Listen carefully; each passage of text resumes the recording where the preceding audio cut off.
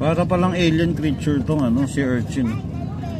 Tama, meron siyang mata, tapos merong mga umiilaw na blue dun sa paligid. Ayun.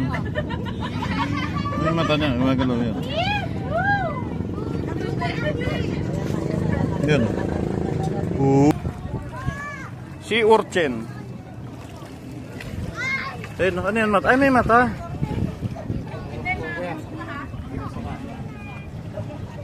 May ano.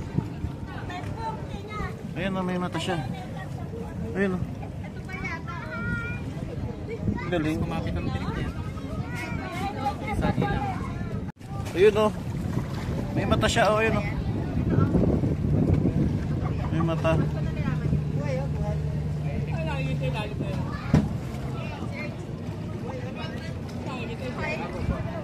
May ano, may mata pala to. Isa yun. Ito ba payato? Ayun o. Ah, may kulay blue to eh. May mata, ayun o. Sa Palawan, tawag nila dyan tayong. Tayong. Tayong. Oh. Paano mabubuhay yan? Timba. Ay, naalis. Ayan, payato. Kakahuli lang. Inaalis talaga sa Naalis talaga nila, nilalagay sa timba. Baka makatapak ng turista. Ano yan, natatanggal yung tentacles tapos nagpapalit ng bago. Ayun, may maninipis. Ayun yung mata niya. Hey. Ayop the tiger. Ano ba yung kinain ni Ala kanina? Hindi, iba yan. Si urchin din yan, pero yan, uwihan daw natin si Iris eh. Si urchin. Ayan. Mabuhay na ulit sila. Ano yung mata oh. Makikita niya tayo, galit siya sa atin. Kanina flat na siya nung ano. Huwag mong ganyan din. Sumisirit yung ano niyan. Kanina flat na siya. Nung nilagyan ng tubig. Ayun na, naglabasan na rin yung mga tentacles. Kanina bagsak na eh, naka-flat na siya. Yun yung mata oh. Yun.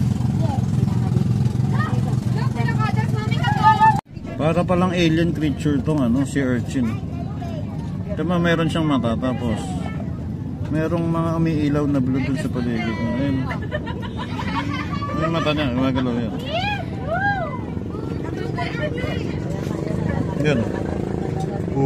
Akala ko yung tentacles ng sea urchin, ano lang siya, makinis.